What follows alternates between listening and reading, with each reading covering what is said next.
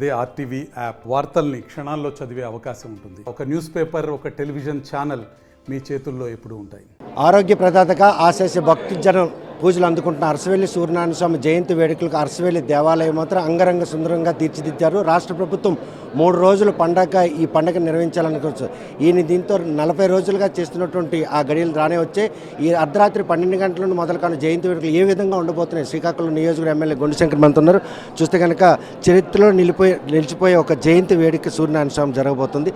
ఈ అర్ధరాత్రి ఈ జయంతి వేడుకలకు ఎటువంటి ఏర్పాట్లు జరిగినాయి? ఎంతమంది భక్తులు వచ్చి ఈ స్వామివారి నిజరూప దర్శనంతో పాటు క్షీరాబ్ది దర్శనం చేసుకుంటాను భావిస్తుంది. ఎంతమంది వచ్చినా సామాన్యమైన భక్తుడికి ఎటువంటి ఇబ్బంది కలగనివ్వకుండా వీలైనంత తొందరగా వీలైనంత దగ్గరకి గుడి దగ్గరకు తీసుకొచ్చి ఇక్కడే పార్కింగ్ ఏరియాలు పెట్టాం. అలాగే అన్ని రకాలుగా వాళ్ళకి దర్శన ఏర్పాట్లు తయారు చేస్తున్నాం. తప్పకుండా అలాగే టాయిలెట్స్ కానీ, తాగునీరు కానీ, భోజన వసతి అన్ని వసతులు మేము కల్పిస్తున్నాం. అలాగే లోపల కూడా ఫ్రీ లైన్ 2 పెట్టాం ర్యాంపులు.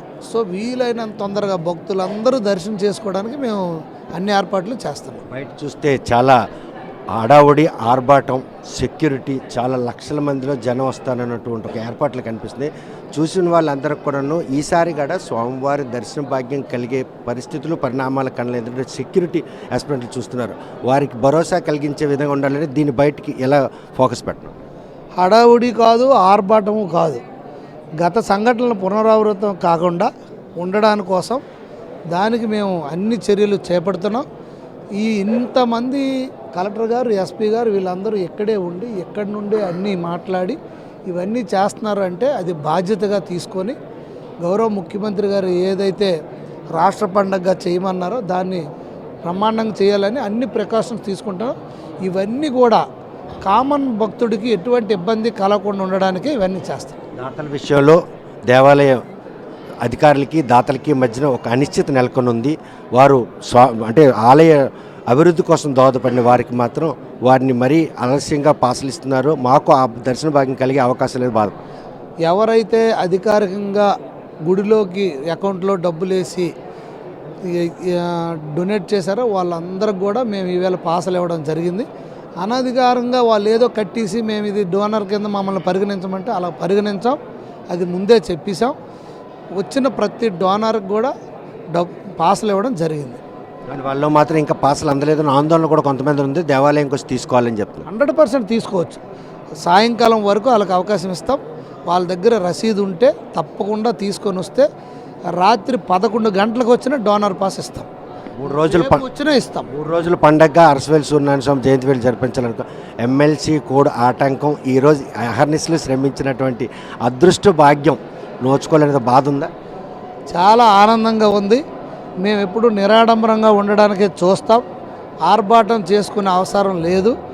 ఎప్పుడు మేము వెనకుండే పని చేస్తాం. ఇప్పుడు ఆటోమేటిక్గా అదే పని అవుతుంది. ఇంకా హ్యాపీగా ఉంది. నాకైతే టెన్షన్ లేకుండా అన్ని ఇప్పుడు ఏర్పాట్ల మీద కాన్సన్ట్రేషన్ చేయగలుగుతున్నాం. ప్రస్తుతం ఈ జయంతి వేడుకలు అంటే ప్రతిష్టాత్మకంగా తీసుకున్న రాష్ట్ర ప్రభుత్వం సూచనల మేరకు జిల్లా యంత్రాంగంతో పాటు ప్రజాప్రతినిధులందరూ కూడా ఏర్పాట్లు అయితే ఘనంగా చేయడం జరిగింది.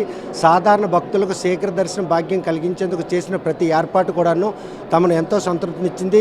ఈ అర్ధరాత్రి నుండి మొదలు కాబోతున్న ఈ జయంతి వేడుకలకు మాత్రం భక్తులు తాకిడికి దృష్టిలో అనుగుణంగా పెట్టుకునే భద్రతా ఏర్పాట్లు అయితేనేమి మౌలిక సదుపాయాల విషయాల్లో కూడా పూర్తి స్థాయిలో శ్రద్ధ తీసుకున్నాం.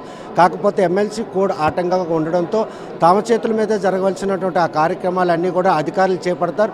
మేము మాత్రం భక్తులకు శీఘ్ర దర్శనం భాగ్యం కలిగించేందుకు సేవకుల రూపంలో మాత్రం ఈరోజు ఈ జయంతి వేడుకలో భాగస్వామ్యం సంతృప్తిని మాత్రం శంకర్ వ్యక్తం చేస్తున్నారు. వీడియో జర్నలిస్ట్ రామకృష్ణతో సత్యం, ఆర్టీవీ శ్రీకాకుళం. మరిన్ని వీడియోస్ కోసం ఛానల్ ని సబ్స్క్రైబ్ చేయండి. లేటెస్ట్ అప్డేట్స్ కోసం వాట్సాప్ ఛానల్ ని ఫాలో చేయండి.